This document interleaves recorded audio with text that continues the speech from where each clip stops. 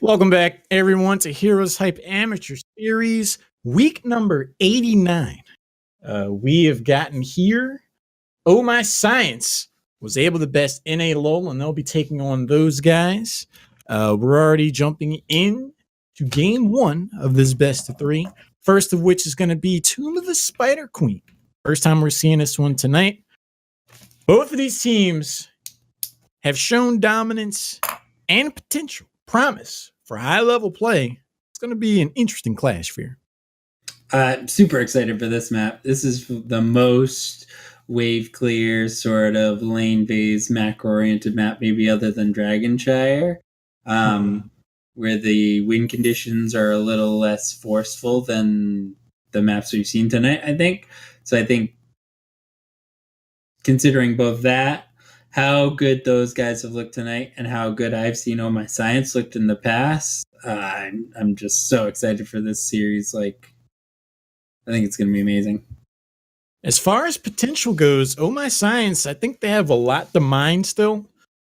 Like I said last week, I was able to speak with Battery for a little while on Heroes Hype Live, and he gave us some background on how this team came together. He originally was going to be their coach, and he's been able to bring a lot of insight and wisdom. And he said that he's been continually impressed with the level of play of the other three members who haven't seen professional, HGC level action. They've been rising to the occasion. So I'm looking forward to seeing what they do. But we're almost ready. Going in, I want to give a big shout out and thanks to everyone at Heroes Hype, Argy and Ball and Beast for holding down the production, all of our admins going behind the scenes, the moderators in the chat. You guys make Heroes Hype great. We just get to hang out and have fun. I wanted to say thanks. Yeah, they make this so easy for me and us. I love it. First starting off casting, I was all nervous about this and that. They take care of it. They're like, just show up. We'll take care of everything. You're good. I love it. I mean, they do a great job, and they've got those ESPN graphics going on now. We've arrived, gentlemen. We are here. Game one, Tomb of the Spider Queen. On the left, those guys, we've seen them play a similar beat all evening. See ETC Garage Band first, and they take the other one. If not, they'll snatch a mouthfeel off the board. Yeah. They've been like, go to a map. You pick the map. We have the strategy. That's a really good point, Fear. They've been employing map strategies to such perfection that you would think they were selecting the map. Mm-hmm. And here comes Garage and then ETC, or it's ETC then Garage. I mean, I feel like it's all a ploy. They're a step ahead, but Oh My Science, I don't know if they're that much of a step ahead of Oh My Science. Oh My Science leaves one, takes the other. So maybe you leave it, see which one they take, and then take Garage or ETC in turn. But no, they're just not messing around, and I assume we'll see a quick ETC pickup. I bring the Megadeth. Well, they're actually debating. They're hanging on. I feel like ETC on a rotation heavy map like Tomb of the Spider Queen gets some value. They've done well with ETC tonight. And the orbs, prog rock. Who needs double healer when you have 7-minute prog rock? Especially on these short lanes, easy to get across the map. If you bully the enemy team, get 2 region globes for your trouble. I don't know. But they're going to switch it up on us and lock in the early Sonya. So they must just think that Sonya's wave clear and sustainability by herself just makes her the superior pick, and straight into a Valyria ETC out of Oh My Science. I am pumped. I love it. I hope Valyria executes here so that she's not just cast back into the trash of the amateur scene. And ETC denial pick. I think that the power level is high, so they want to take him anyway, but taking that away from those guys is powerful. And shifting to a Johanna, which we haven't seen out of them. Saddle up, partner. We're going into the Wild West, man. Uncharted territory. Wild out here on the frontier. But you make a really good point. This is the first time we see Johanna getting snapped up by those guys. All in all, in my opinion, a more defensive-minded warrior. And that's been kind of counter to the way those guys have played the game all night. Is this a sign of respect to their opponents in Oh My Science? Is this more of a nod towards the map and they want to make sure they get a generous amount of wave clear? Johanna's one of the best warriors to do that. She is. The rest of this comp so will tell us that. Yeah, Johanna's so good on this map. I think this is probably her best map. She groups up the mobs. You nuke them. She takes the gems. She's a great bank for your gems, if you want to call it that. So even if you're on the back foot, you can bank up your gems, hope to get a double turn in and make a comeback. This I gotta say, this draft already shoring up to be. Oh, we gotta switch the draft over. Apparently, looking in the chat. Well, sports fans at home, we got Sonya first pick, ETC Valir in the 1-2. Then 2-3s Lucio Johanna for those guys. Genji was banned by Oh My Science. Then Stukov is taken off the board. And here we are. Are we back in now? Like we never left. It's like we were here the whole time. So this is really where we're gonna find out the core of what Oh My Science is going for. Is it a burst with Valera comp, or is it? I assume so. I assume you're wanting to slide, silence, and deliver the pain, but Genji banned themselves. So no Genji. Greymane is on the board. I wouldn't rule out a Kael'thas. Yeah. Lucio's a proximity-based support. You put the chain bomb on him. The positioning has to be exactly precise to get the heal without spreading the consistent damage. And then that while you're worrying about that positioning, then ETC comes in, or Greymane comes in now. And then Karazim for the support. I still think there's room for that. I still think there's room for a KT maybe on the very end of that draft. Like just what you said, and now with double aggro boys and Karazim Greymane, all the pressure is right in the front. So without a Genji to be able to get to the back line, Genji Greymane taken away, who are you really going to be penetrating that back line? You could get somebody like Gul'dan or Kael'thas in the back and just able to freely dish out whatever kind of damage and CC they want. They got 20 seconds to decide how they want to round out their composition. Do they continue to take a defensive posture, batten down the hatches, and try to withstand the engagement that's guaranteed to be there in ETC and Valera? Or do they have something else up their sleeve? Do they have another card to play? They've excelled at drafting so much tonight. And they're going to go on the offensive while also battening down the hatches. I did not expect Zarya Gul'dan. I wondered about if Zarya would gain traction. It was more with the support nerfs. If Heroes... What? Junkrat counter pick.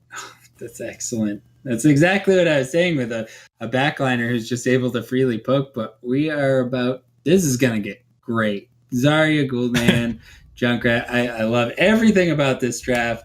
Welcome to 2018, boys. We got a Valera, we got Junkrat.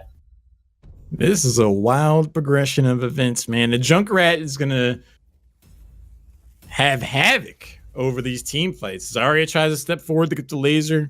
Suddenly, she's catapulted way forward and out of position. ETC power slides after. Valera wants to get involved. Silence so she can't shield herself. Goodbye, Zarya. Anyone that dares to step forward outside of perhaps Johanna with their iron skin, they're going to have to watch out. Yeah. I mean, Battery has the Junkrat portrait. We should have seen this coming. The foreshadowing was there. The debate was in. I'm impressed, man. If ETC, Greymane, and Karazim are aggressive, players should be able to waltz in there free of charge at their leisure for the follow-up. We're going to have a very interesting game in our hands. Really, the team coming out of those guys is really like the definition of sustain and just the slow game, right? Sonya's the burstiest character there, who's really bursty, but it's gonna be up to Gul'dan. But here we go, best of 3, final series of the night. On the left is those guys: Treebeards on Gul'dan, Sadats playing Johanna, Average Joe. is on Sonya. Dr. Frost is playing Zarya, and Blue Demon, the support, again, playing Lucia. And on the right side, we got Oh My Science Dark Chimera playing Karazim, Hot Show on ETC, Suryu on Valera, Troy 1010 playing the Greyman, and EID Battery bringing a little bit of mayhem to Tomb of the Spider Queen on Junkrat.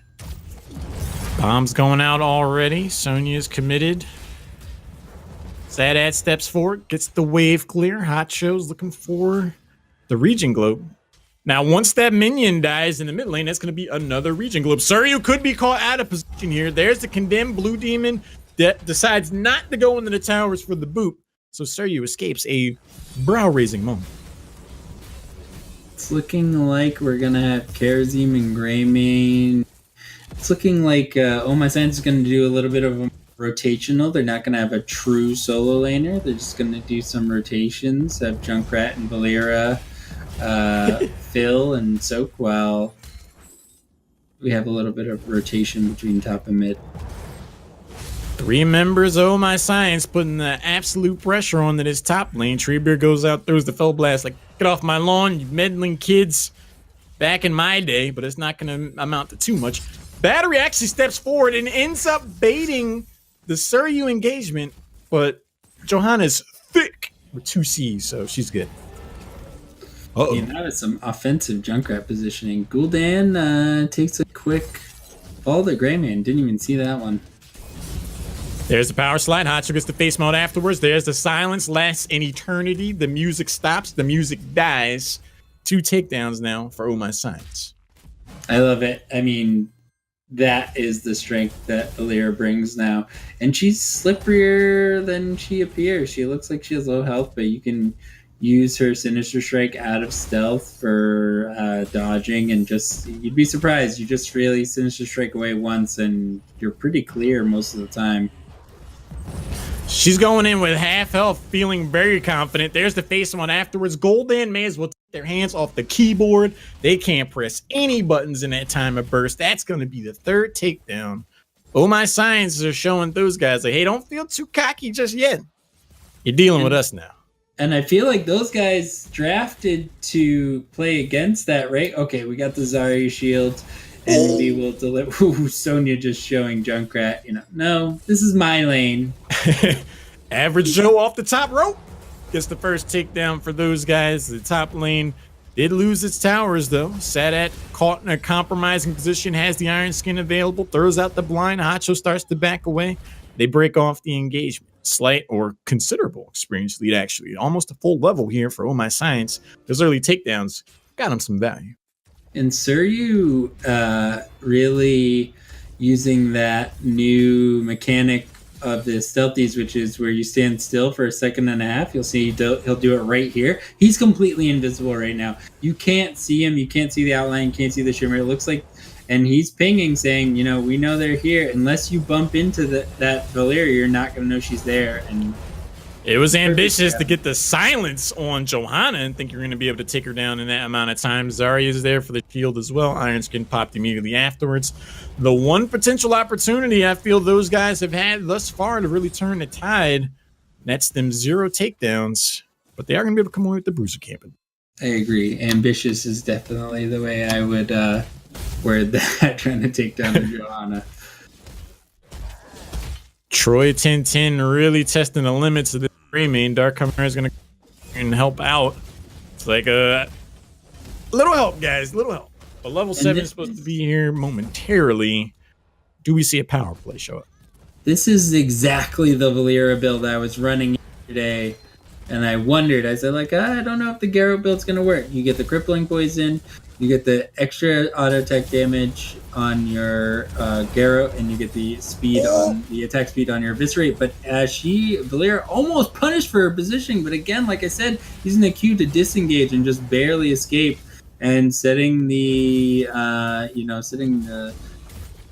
fight to just about even after that exchange. It looked like Valera was going to get blown up, but she just slipped away. Squirrely and mobile, Suryu proves to be on that hero. 37 gems turned in for Oh My Science, only 31 for those guys. Hacho's looking to deposit another 6. The silence goes out. Surya offers up enough of a distraction for the red set of web weavers to show up first here 5 minutes into this game. Yeah, and we'll see. Again, I'm interested to see how much pressure Oh My Science can generate from this web weaver phase after the laning changes. Looks like they have the wall cleared out. I think that was top lane. So generally you can take with this much of a lead, maybe a tower, maybe a fort or two. But we'll see how powerful these web weavers actually are now. Being down a tower definitely offsets things due to this change that came out just today.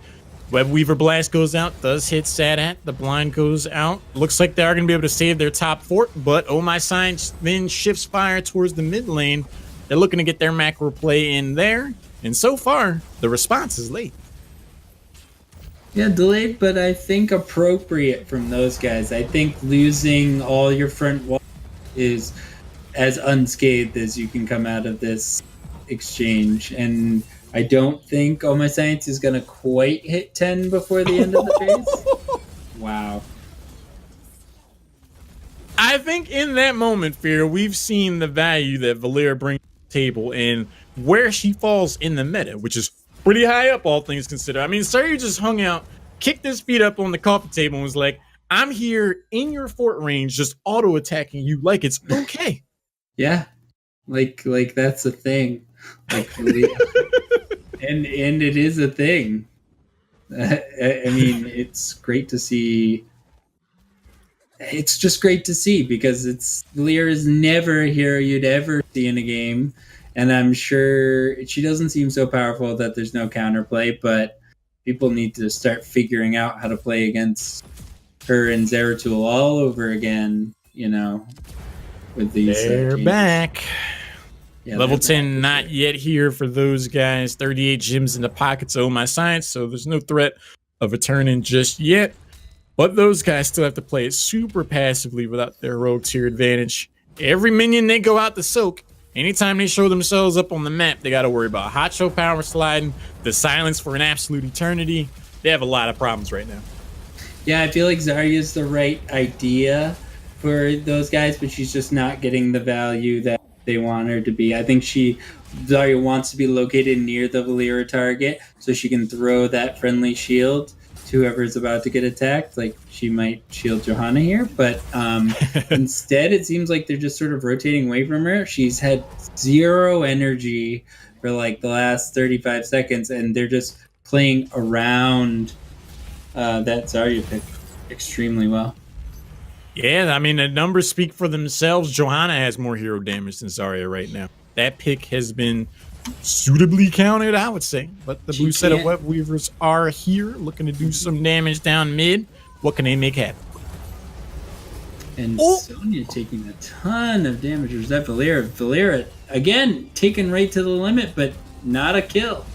Almost does not count in Heroes of the Storm. A huge mosh pit and a perfectly timed shield saves Treebeard's bacon. Both of these teams on the ropes going back and forth. I thought Surya was going to get taken down there. And then that mosh pit came in with the Shoryuken uppercut follow-up. The Riptire came in there as well. But no takedowns out of that entire progression. Are you kidding? Uh-oh. They might show up. Oh, the boop. On the slide. That was beautiful. So, I mean... Frame perfect interrupt right there. If that slide landed, 2 people die at least. Yep. And now we're only seeing a 1 level difference. No tier difference now. The 13th advantage will be coming for Oh My Science. But no keeps down. You know, still a top fort up for those guys. And this game is far from over. The long-range poison spear, the blessed shield is going to miss. I feel like this is those guys' opportunity to strike. They got to make something happen in between the windows of Mosh Pit, in my humble opinion. Go for the throws down as well. Riptire will be up here in a few seconds. Without that blessed shield connecting after the poison spear, the opportunity for engagement evaporates, and they lose out. Yeah, you're right. They got to make the fights happen in between the Mosh Pit. Surya jumping out, silencing Gul'dan, and the cocktail dishing out a ton of damage. Treebeard's just going to back up, team protecting him, and that's going to enable Oh My Science to get a turn, and they were just zoning to allow themselves to get the lane pressure with the turn. By the time these web weavers show up, level 13 is already here. For the members of Oh My Science, we see Strangle, reducing spell power. You know Gul'dan doesn't want to deal with all that. But up top, the rotation is in. Corruption goes out. Silence lands onto Sadat. Johanna gets rocked. Horrify or not. That heroic's going to be down now. The expulsion zone goes out. Seven-sided strike slapping the face of Average Joe. Dark Chimera with the jukes. It's going to be able to get out of there. The sound's going to get dropped. Hacho could be a potential target here. These teams are going at it. Oh. Here comes the Riptide.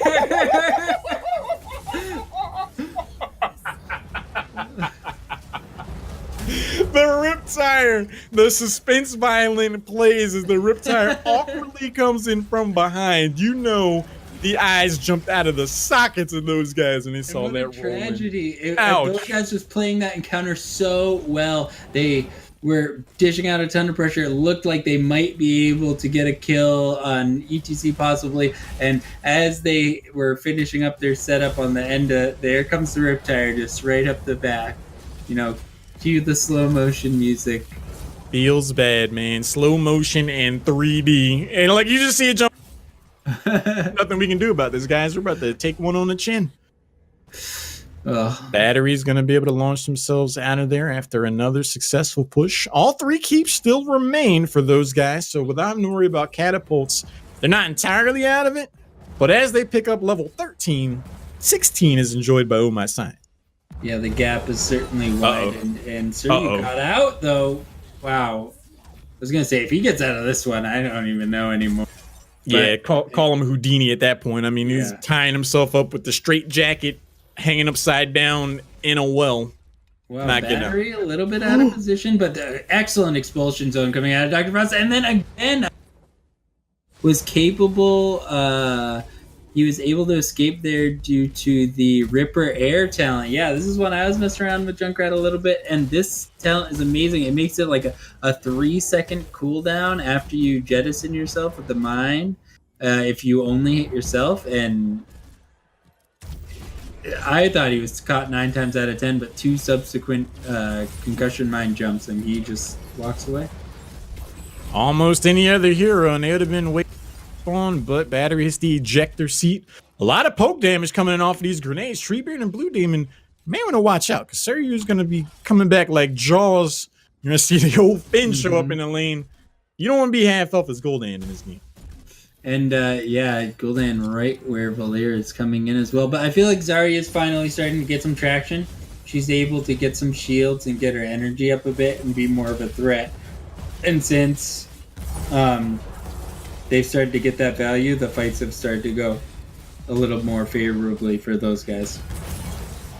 Another huge push here, potentially with a tier advantage for Oh My Science. Mosh Pit online, 7-sided strike online. The only thing that's missing is Riptire. Suryu steps in, throws in the silence on the Johanna. Battery's going to go for the interesting flank. He'll have Riptire available in just a moment, so he can push this top lane, and when he's needed, he can pull the old Ripcord.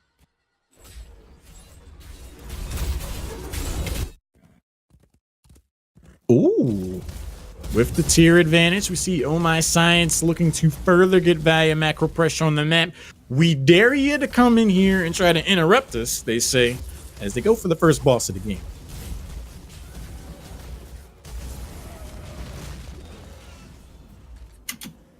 You there, Fear? Are you muted? I was. I was about to say, am I losing it? I coughed and I muted. What I was going to say is just super heads up call, realizing that those guys are going to be 16 soon. Take the boss before the 16 fight, and because they're going to have a lot of opportunities between 16 and 20 to fight you on even talents. So just remove that and get some value from it in the top lane. Brilliant shot calling. As a consolation, the next set of web weavers are going to be here, guys, but they might lose that top keep after this macro push. Battery's just been able to hang out on his own to his own devices, clear waves, hang out, live his life, and then throw in the cheeky Riptire at his leisure. It's a strategy that you look at the scoreboard, it's working out. And Junkrat's got 45 gems just hanging out by. He doesn't even seem concerned about his positioning at all. He's just very comfortable with his ability to escape with those mines. But so it's 4v5 with those guys collapsing on Oh My Side Strike now, trying to make something happen. The 7-side strike coming out to save himself, and the expulsion zone putting the monk on the other side. And here comes the Riptire again. Lucio, the Riptire sent him out, so the sound barrier didn't entirely connect. Batteries on the chase with the grenades. There's the shield from Zarya said. It says, "Tell my story, boys," but it's not going to be enough. The distraction is not going to save 2 more members with this top keep already weakened and Lucio getting sent out of there. That should be game. Battery comes jettisoning over the top of the keep. And with 47 gems in hand, he's going to say, I'm just blinging with my gems. I don't actually need to spend them. It's going to kill the core here. He's taking a lot of damage, but the core is definitely going to fall with the Greymane, Valir DPS. It's really strong. Oh. Salt in the wound. Did they have to launch him out of the mosh pit and then silence him? They know they're wrong for that. You know what you've done, sir. Fear, what we just saw is a game that was defined by Valera and Junkrat. That is not a sentence I thought I would ever say. And if I'm on the side of those guys, I'm left scratching my head trying to figure out, what could we ban? What could we take away from that to really secure game 2 for us so we can get game 3? Because that's just a weird comp to fight. I don't get it. It's weird, and I feel like even though this kind of thing is viable, the standard, blow up comps like we were talking about before are not diminished. So you pivot, like ban Valir or something, and they're just going to take comforts. This is the thing about pulling out a wacky strategy and winning as the first game. It's a little bit of a risk, but if you do it, your opponent is sort of left baffled saying, well, what do we do? Do we play to this weird strat, or do we play straight up and just try to beat whatever they have? I don't know. I don't know what you do. What do you do into the Valir? I would think what they picked would have been really strong. Johanna and Gul'dan, I would have thought would have been extremely strong, and it didn't work. Let me ask you this, Fear. Do you think there was any chance Malthael was going to show up in this draft after what we've seen? Because I don't think so. No, I don't think so at all. So the first ban was Malthael. If that was a Valera ban, now they know. Now they know. Anytime those guys are going to look to ban Malthael against Oh My Science, they're going to have those Vietnam flashbacks and be like, I just think about the dog with the plate of muffin. They're gonna remember that Riptire coming over the wall in the top lane. Remember 2 times. The second time they clearly had a 4v5 is taking Battery some time to rotate up. Those guys were on the chase, and then there it came. Excellent. I think Riptire is great. You see a lot of I don't know the name of the other one. The missile where he launches the ride him in and he just blows himself up. Yeah, right, which is good, but I think Battery showed. Well, Riptire so good. It served to be the final say in all those team fights. It just came at an angle that the enemy team did not expect. I was with you. You're like, this is a 4v5. This could be an advantage for those guys. But with that build, Junkrat's pretty much a global. Like, he was just there. Like, he was in the bot lane pushing in at the keep, and then 5 seconds later, he's showing up on the flank with the Riptire. It's like, how did he get here? Manaless 3-second cooldown. Like I said, when you take that Ripper Air talent, now I'm totally sold. I was talking to my friend who plays Junkrat. He's like, no, take the slow on Concussion Mine. Never again. Ripper Air for life. That talent, I mean, that enabled him to just be everywhere, jumping over the walls, moving quickly. I mean, Battery showed us how to play Junkrat in that game. Well, get your Monka S's, your Scaredy Cats, your Kitsune Spoops ready in the chat, because game 2 is going to be Battlefield of Eternity A 2-lane battleground where we saw how quickly these types of maps can end. But now it's those guys going up against an opponent that could potentially look to make this a 2-0. How do they respond? I think those guys look so strong on Battlefield, and it was with their No, it wasn't with their Sylvanas. If Sylvanas was on Braxis, so maybe late Sylvanas pick here. I mean, they just looked so good on Braxis. I think that they can. I think that they can bring it to all my stats. Well, one thing that's curious to note is that this is the first time, to my knowledge, recollection, that those guys selected the battleground. Yep. They've been first pick all night. So now this is the first time we're seeing them like, we want to go to this battleground because we have this strategy. In a way game 1 win, I think that's the sound and appropriate response. I think the meta is wide and varied enough to where you don't necessarily need first pick. We're going to see ETC get banned out. Do we see a first pick Valeria here? And without a second. Wow. I feel like that ETC ban should have been a Valeria ban. Personally. Yeah, ETC is... You can deal with ETC on this map. Mosh is not as strong if you're defending and the ETC is coming into you. It's not as strong because the boss can interrupt it and all that, and you can interrupt it. He has the shield. What's your answer? That means if you don't ban Valeria, that means you say you have an answer, and you got to show us right now. And I don't think it's Tassadar like it used to be, just where you activate your trait and you see him. You got to deliver some defensive capability to nullify the 2.5 seconds where, you're not unable to do anything. Hands off the keyboard, as Dreadnought always does. More silence. I was about to say, if Murden shows up here in the 2-3 for Oh My Science, those guys have been effectively boxed out of meaningful warriors. The Johanna tonight is showing to me that she's not going to be able to do the peel. She's not going to be able to do the engage. Garrosh and ETC are off the board. Murden's got taken away. So if you go Johanna again, you're going into something of a rougher situation from what we've seen tonight. If you move into something like an Arthas or something like that, you have no hard lockdown against an already squirrely Valeria. Have those guys just outdrafted themselves here? In the past, I've liked Arthas into Valeria, old Valeria, because his E is extremely good for unstealthing her, and a way you can really hinder Valeria is by unstealthing her, putting her vanish on cooldown, and then she doesn't have access to her opening moves. She's not necessarily going to die, but you're going to sort of render her unable to do anything for the next 8 seconds while she runs away and re-stealths. So in the past, I've always liked it. You can see her. I feel like Arthas is personally strong, but you're right. No lockdown. And then, what if she just silences the Arthas? And it worked in the past because she had to walk up. Now she has the teleport. I think the teleport's probably longer than the range of the Frozen Tempest. So, and there's your Arthas fan, so forget about it. I mean, who do you pick? That is Oh My Science saying you're taking Johanna.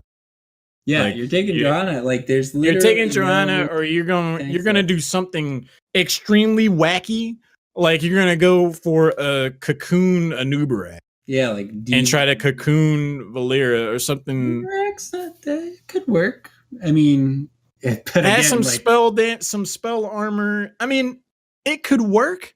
But Anubarak is a squishier warrior on the front line. And what if you just get silenced? That's the problem. That's what I was thinking with Arthas too. What if you just get silenced as Arthas? You're probably dead because you rely on the death coil and the army.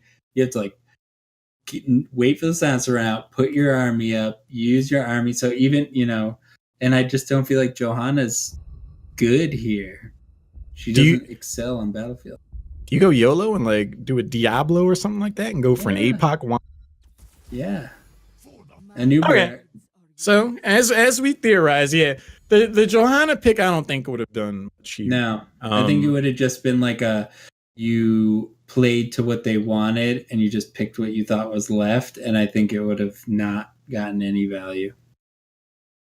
Sound choice. Nice pivot. Going to the Anubarak. You got double stun and the cocoon in your employ. The timing on Valeria is going to be important. Oh, no. It's a top boy variant. What? Well, is it? I think it's a Colossus Smash variant. Yeah, wait a minute. And someone gets erased from the timeline. Like, it's gonna be like Back to the Future Part 1 when they look in the photo and like the older brother's just gone. Starts like, fading.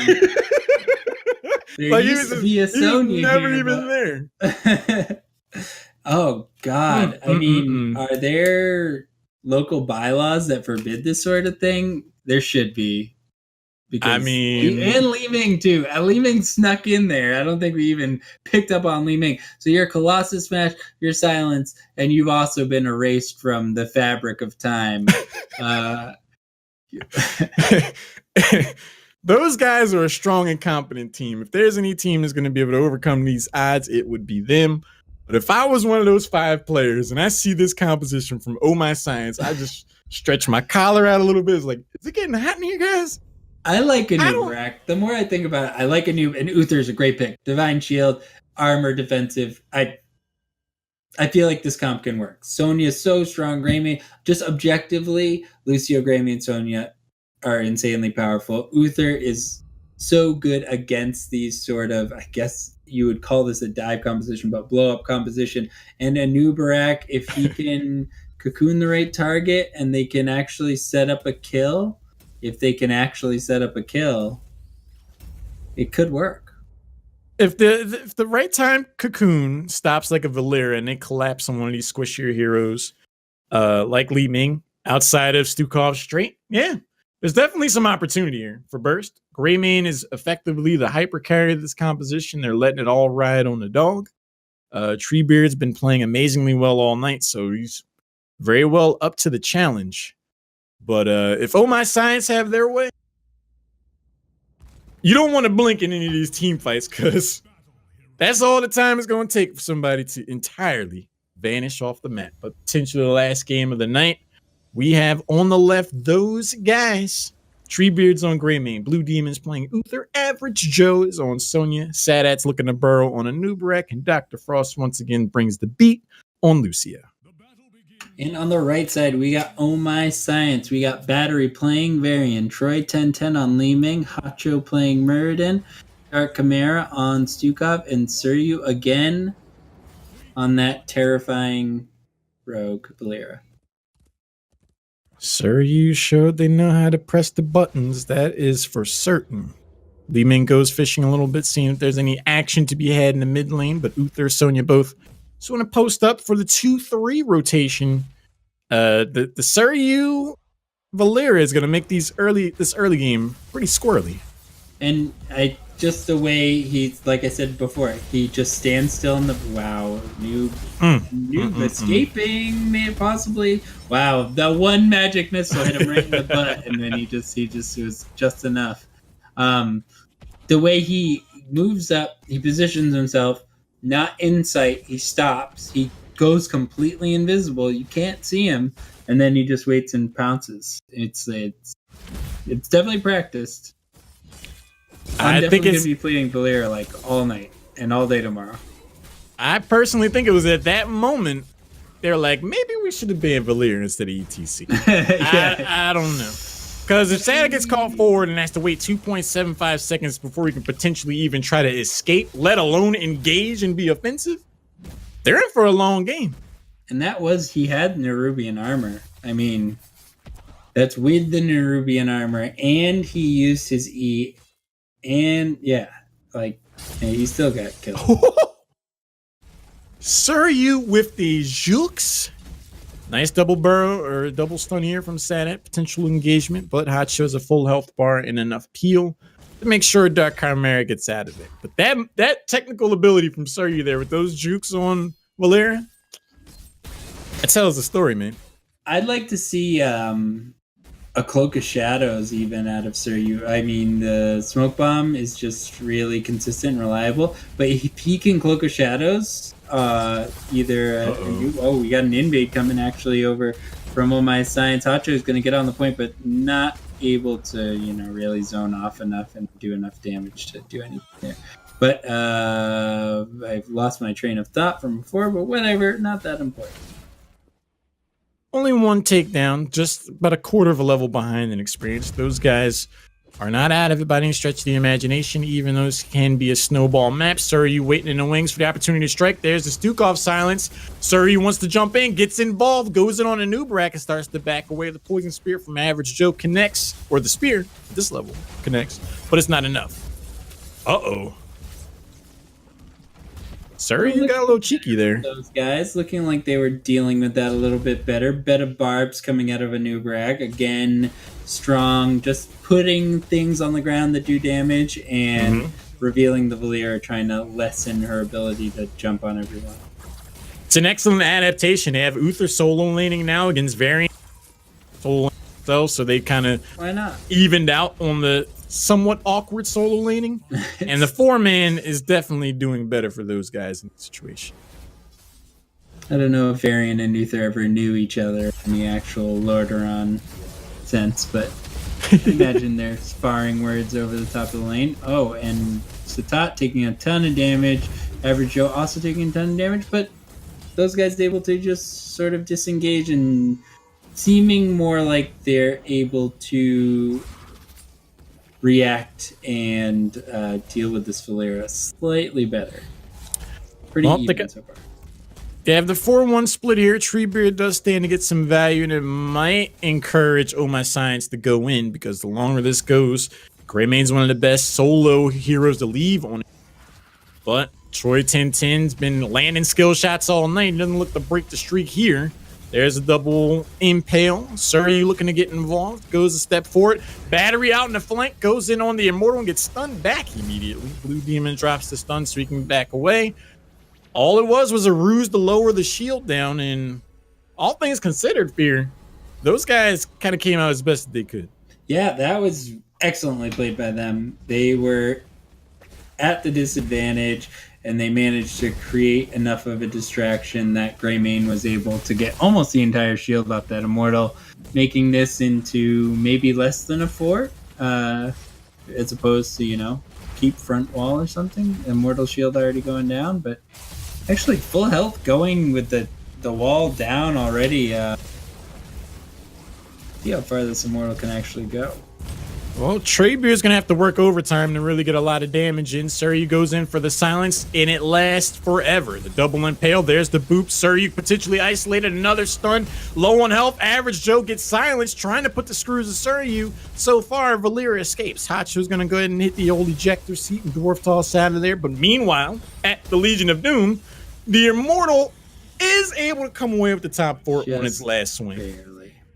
I think this is the first game tonight where I see the double support really the value, and it's working. Like, Sergiu's getting in and getting a ton of damage, and then the double support just takes over. The Lucio just amps it up, and there's a little bit of disruption with the spear and the Anub stuns, and they recover extremely well, and then all of a sudden you're on even footing, which is not really pretty admirable, all considered. Surrey again goes in, gets the silence on the Treebeard, who jumps into Worgen form and onto Stukov's face. Gets the first takedown for those guys. Treebeard then subsequently backs away. He's able to escape. He's a human again. Surrey's low on health. If he goes in, that'd be a cheeky and bold ambition, but he starts to back away. Those guys needed that scrap there. That's exactly what they have to do, and focusing the Stukov, I think that's the call. Force them to peel. When you're all grouped up like that, Li Ming has a lot of trouble isolating one target to do a lot of bursts too. And after Valeera's open, she has the little bit of a lapse period, sort of similar to a mage, where, a non-Li Ming mage, where they will have about 10-12 seconds before they can really dish out that burst again. And I think those guys are taking advantage of those little, 10-second periods of time, and just pushing their advantage. Absolutely. Bruiser Camp is available and picked up at a pretty decent time, all things considered. That should be able to march his way over to the keep if left at its own devices, just as the Immortal Race really starts to pick up. There's a stun into the Stukov silence. Sadat could not press any buttons for the longest time there, but Surya could potentially pay for it. There's the stun. Hacho is going to get rocked as he tries to jump over the wall. Shield wall helps Battery get out of there, but here we go. We're seeing those guys show signs of life. Yeah, they are all wow. The focus onto Li Ming, so well done. They understand what Oh My Science is doing with this, and it seems like in a turn of one game, they've really adapted extraordinarily well. They're not crushing them, but they've certainly taken back any disadvantage that they had in the early game. Well, they're not only managing the hang on, so showing to Oh My Science that they can't afford to be super aggressive, because Sadat's Anubarak knows how to punish. I really got to give it up to him. These impales, these double stuns are setting up a lot of plays for his team, and they're definitely following up on it. Definitely makes this next Immortal race a lot more interesting. Top camp gets cleared out. Poke damage comes in from Li Ming. The war continues. This is huge. This fight coming up. I mean, if those guys can take this fight in a definitive fashion, not 1 for 1, 2 for 2, I think they're gonna really start pushing this game. But again, going for the Anubarak burst, Suryu silencing Sonya, a little bit of spread out damage by Oh My Science, not a lot of focus, and now Hacho is isolated. I believe he already used his Dwarf Toss, and huge damage coming out of Greymane, erasing Li Ming, erasing Murden, 2 for 0. Little bit of a half-level lead, but now those guys are going to be looking to take a fort and more with this Immortal, I believe. Oh, but a little bit of a counterplay. Sadat is going to be able to burrow out of there, but the Immortal should get picked up, and it does for those guys. And I really have to commend the team in blue for how they took that last team fight. They saw that Li Ming was isolated for the moment. The cocoon goes in as the other members of Oh My Science start to back away. Their ability to go to a primary, secondary, and tertiary target in those team fights after the Stukov flail, impressive, and it won them the fight. This is why I love to watch this game, right? Because I love to see the clean, well-executed bursts, but I really love watching a team come together and sort of, there's nothing that Oh My Science is playing wrong about their comp. Those guys have just come up with a bit of a answer to it, and it's through gameplay and just smart attention to detail, making sure that Sadat is always protected. And looks like they'll get a fort and not much more. They'll probably be backing up.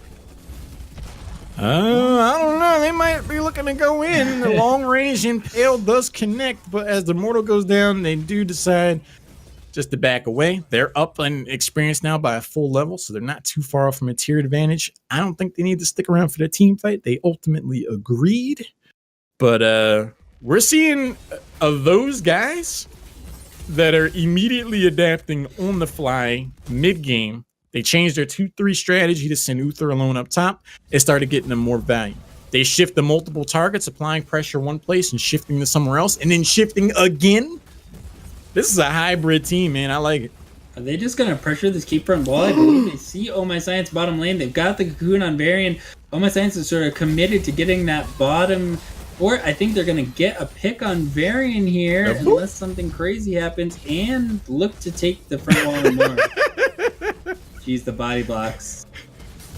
Varian does his best pinata impersonation and just gets wailed on for a good 7 seconds before finally going down.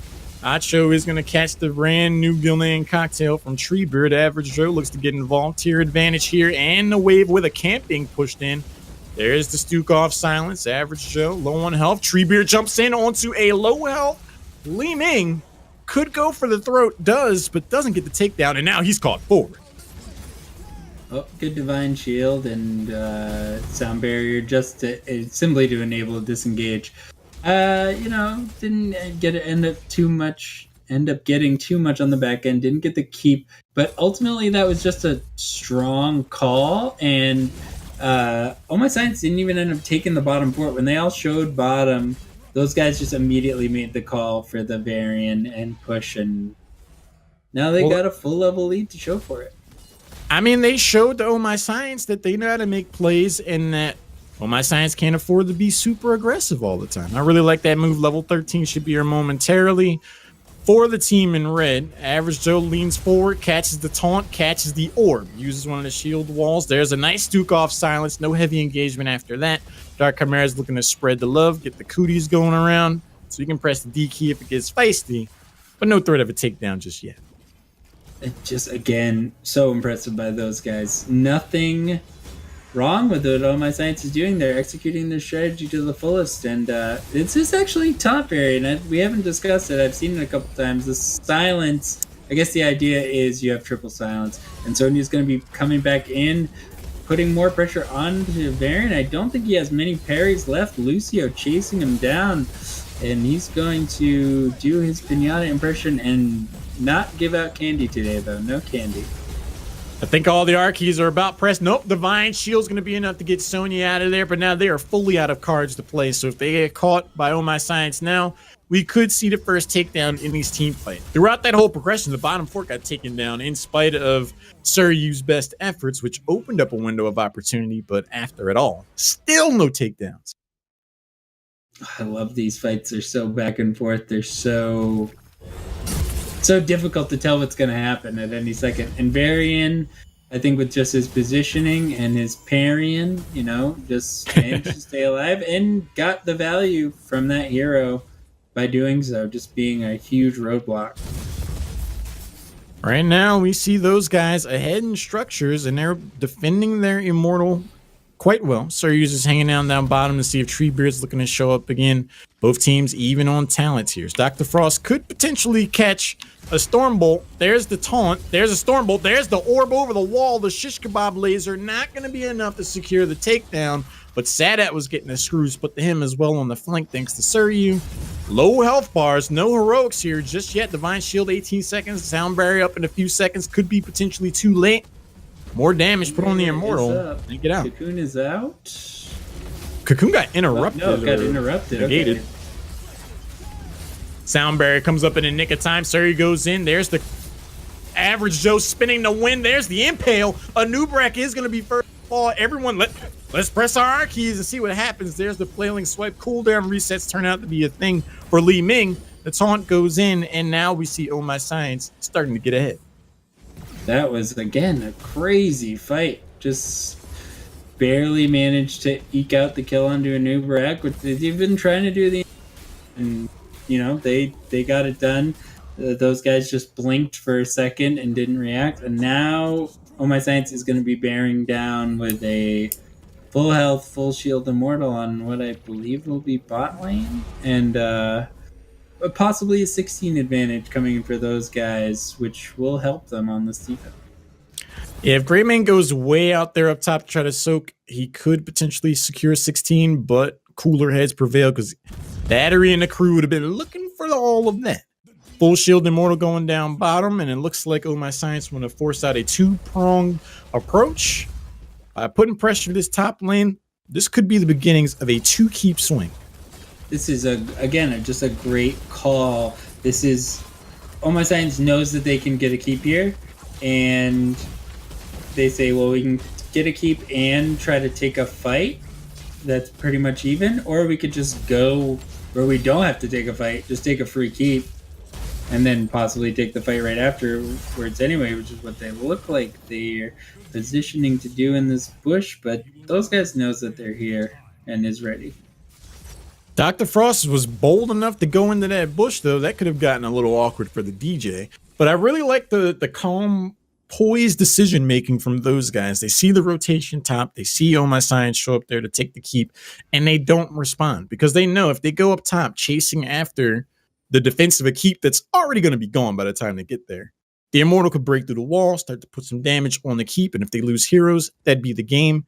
They just kind of cut the arm off without losing everything else. Tough decision, but the best one they could make there.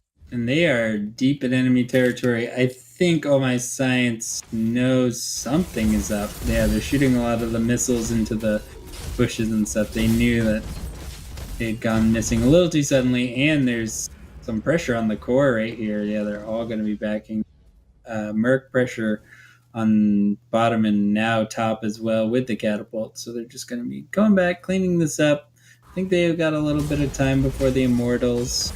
And the only objective really on the map right now is the Bruiser camp on the side of those guys. So whether My Science is going to look to invade, it looks like they're moving offensively. I'm not sure if they're just positioning for the Immortal phase or they are collapsing down on Uther and Grey Maiden. I continue to be impressed with those guys' decision making and shot calling. Taking that Bruiser camp then denies it during the objective of a lane that has no keep. So that macro pressure is not going to be there for Oh My Science, and it's going to give those guys a fighting chance in his next map objective. But here we go, have a big engagement. The next one could very well be the last. Stormbolt just misses. Long range burrows. Silence goes in immediately afterwards. There's the cleanse. There's the cocoon. There's the commitment. A stun goes in. Dark Chimera tries to swipe to survive. Treebeard on the case, continuing to apply damage. Divine Shield goes out arguably early, but the pressure on Stukov nets the takedown. What else can they pull off of this? I'm actually amazed that Oh My Science was not able to get any counter pressure there. Those guys delivered a huge burst onto Stukov, and then he was afforded some room with the swipe, and he actually got some distance between himself and those guys. But then Greymane Divine Shield just got right in there and managed to finish off Stukov. But when you looked at the health bars of those guys after the fight, they were barely pressured, all at about 80 to 100%. It's really interesting how the pressure in the fights is working between these two teams. Yeah, I definitely agree. I mean, this whole series so far has been interesting to say the least. Those guys are in a position where they effectively have to walk a high wire between balancing out responding to this top lane and trying to do something themselves. The low Immortal is not going to be enough just yet. Further commitment has to be here from those guys, and that could be the opportunity Oh My Science is looking for. They go in, get a good amount of damage on a Nubrak, forces him back to stun. The taunt, the silence. Sonya gets rocked. Cooldown reset number 1. Treebeard could very well be the next target. He's trying to speed his way out of there thanks to Dr. Frost. The DJ gets him out. So now this is interesting. I think that the Immortal's still going to go to those guys. Only 2,000 damage they have to deal on it. And they may be probably 4-man defending, but I'd imagine they'd be able to damage. Divine Shield and Soundberry go in. Dark Chimera is so low on health. And we see Greymane on the chase get silenced afterwards. He overextends with none of those R keys available. He goes down. Stukov is going to drop, but at what cost? They lose a new wreck. They have to get this Immortal. Even if they dive, like, they have to get this Immortal. They do. I don't know if that, I mean, if Uther dies here, can Oh My Science just walk onto the court? Even with the Immortal? That's my question. 20 minutes in. Yeah, you might be right here. Well, if Average Joe getting absolutely nuked and then taunted, that actually should be game. I mean, I'm not sure if this here. I don't think there's anything about these can't do it. Yeah, Valyra does a ton of auto damage. By the way. Greymane is gonna have to come back for real. The cocoon's gonna have to be perfect and do something. 3 catapults on the core too. Yeah, I mean, just it's just too much. Wow. After all of that, impressive team fighting from beginning to end, but through it all, the end of the day, the end of the evening, Oh My Science reassert their dominance, come out on top of HeroesHype Amateur Series, week number 89. I loved that game. Really, that's one of those games you watch, like when you're watching HGC or any kind of tournament, and you're watching someone play a hero and you're just going like, I'm signing on immediately after this and I'm going to play Valyra. Like I was playing Valyra all day yesterday, just having fun, and I was experimenting with that exact build that he was messing with, and I was like, I think this could be the build, and I, 1 or 2 things different maybe, but really excited to be playing around with that, and just it didn't seem like anyone was outdrafted or anything was a bad pick. Like that felt like such a balanced game. Just came down to execution. So close. Yeah, I mean, there are a lot of people who've been watching the amateur scene for a long time. They go the last open division phase. They see HeroesHype Esports making an HGC. Lag Force disbands. Imported Support takes the next spot. A lot of people felt like a lot of the top talent in the amateur scene was effectively gone. But with rising talent like what we saw from Oh My Science, Battery and Dark Chimera leading the charge there, bringing their skills to the table, and those guys, the amateur scene's alive and well, man. The level of execution from these teams is, it's not perfectly polished like those HGC teams, but it's right there. It's absolutely right there. Looks like we're going to have an interview, and I'm excited for that. Without any further ado, guys, I'm going to bring in Battery, one of the victors of this week's HeroesHype Amateur Series. Battery, very impressed with your level of play, man. How are you feeling after? I'm feeling pretty good. I had a lot of fun during the Tomb game, but I always do when I play Junkrat. I only got blindsided one time with that Sonya kill. But that was really fun to watch. That was a lot of fun. It was really fun to watch you escaping with the mind talent that allows you to just rip her air to just escape anything. Whenever that happens, I feel like a superhero because I'm just jumping great. He can jump great leaps in a single bound repeatedly. Just jumping over the map like 3 bombs and you're in the other lane. So I think we all know the obvious question. Junkrat, I know, yeah. Coming right out of the gate is Valeera. I mean, you guys just think her power level is really high right now, and she's just what is it? The Garrote silence duration, or what is it about Valeera that you guys think is so worth bringing to the table? Well, without thinking a lot about how you counter Valeera, I think that if you just think about it as a target dummy perspective, she does just a ton of damage that's really consistent, and it's auto attack damage mostly, which I think a lot of people don't realize. And then you get that nearly 3 second silence, and it's hard to recover from that during that time. And if anything, the high pressure of that damage and not being able to return damage makes it so that your opponents don't want to split up at all. So just the capability of having one of the highest single target damage dealers in the game. We got Sari playing out. He's really good at it. He's always calling to kill tanks. He doesn't care who the target is. It's it doesn't matter. It's Arth. Just attack them all, destroy them. Yeah, because that Garrote talent is so much work. I was really impressed with how you guys responded to the adaptations that those guys had, particularly in game number 2. You and I, Battery, got to speak for a while on HeroesHype Live last week. And do you think, and you told me that you guys spent a lot of time practicing on the PTR. Do you think that forward preparation has allowed you to have such a dominant presence here now that the patch has hit live? Definitely. I mean, not everybody that we try to scrim is super adamant about ever playing on the PTR. And as soon as the PTR hit, it was announced it was going to be a 3-week PTR, and we just spent all of our time on that PTR just to make sure that we had just acclimated to the new way that the game is played as much as possible. And I think that some of our opponents didn't expect the kind of advantages that we were creating because of the new changes. So it definitely gave us a little bit of an advantage. I would definitely say so, with not only how you guys approach the macro game, but also some of your draft decisions.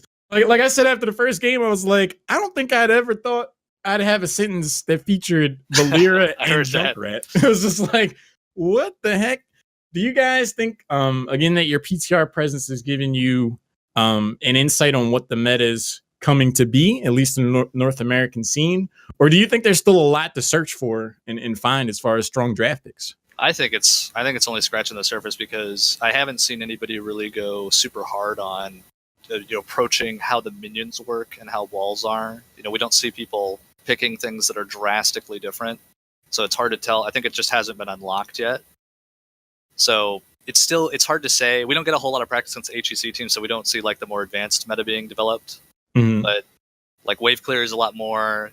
Double support is kind of feigning a little bit, but we still have a lot of success with it. So it's it's hard to tell if that's even going to go away. But I think people they're trying to do the same thing, and for the most part, it works if everybody's still trying to do it. But as soon as someone identifies an advantage, then you're gonna be suffering and you're gonna lose value across the map.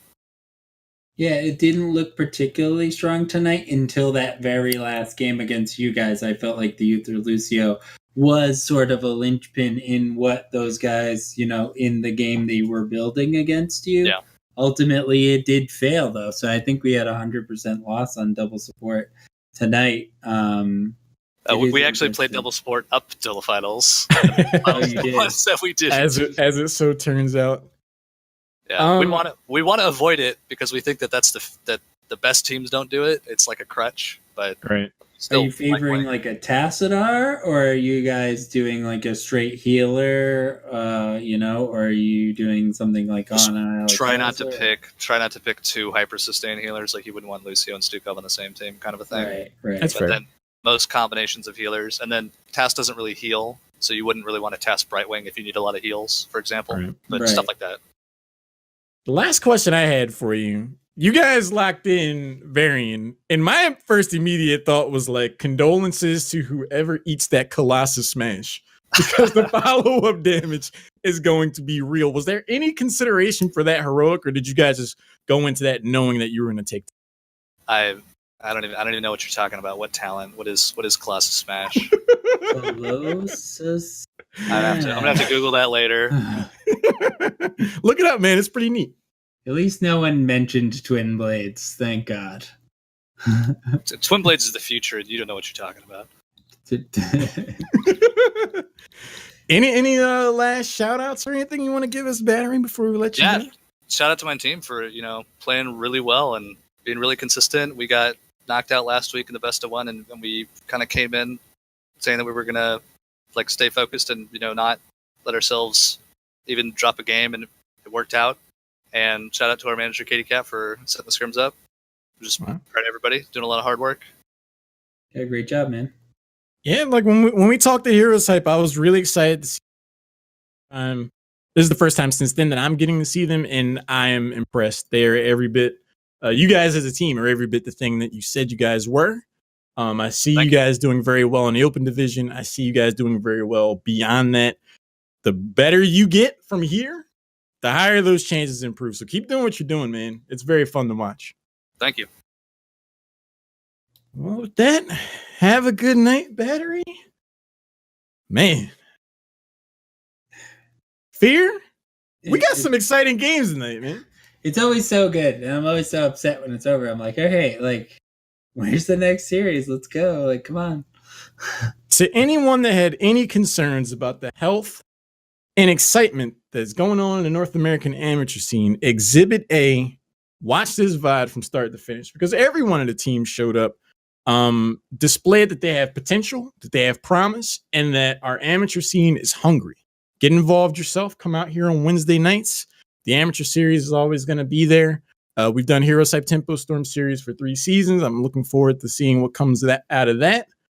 But yeah, man, the next rising star could very well be here, and HeroesHype is going global. This Sunday, I'll be casting the Latin American games with a Cavalier guest. That'll be pretty cool. I haven't gotten a chance to cast Latin America yet.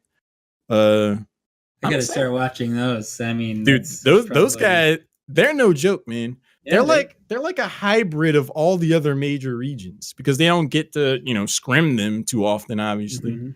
Mm-hmm. So they just kind of adapt what they can from watching the other teams, but they're also strong players in their own right. So it's gonna be exciting. Yeah, I'm definitely gonna check that out on Sunday. Fear, it was a lot of fun casting with you, man. Yeah, man, I had a blast as always. Where can the good folks find you? You guys can find me on Twitch and Twitter at Recurring Fear.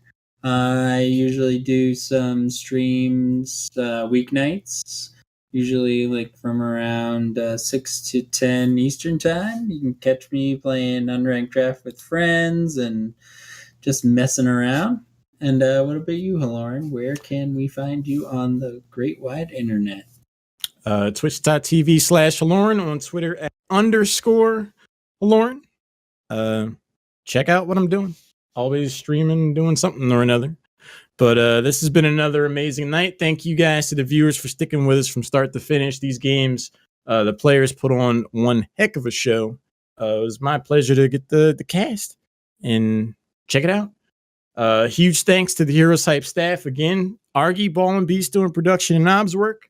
Super exciting there. Admins doing a great job behind the scenes. All the staff, everyone working behind the scenes at HeroesHype. Again, thanks to you guys. Without your work, none of this would be possible.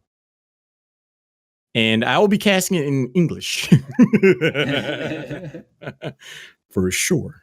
I'm shoring up on my Spanish extremely quickly. But that's going to call it for HeroesHype Amateur Series week number 89. Again, thanks to you guys for coming and hanging out. Wednesday nights at 9. No better place to be, in my humble opinion. But for now, you guys have a good night. Yep, good night.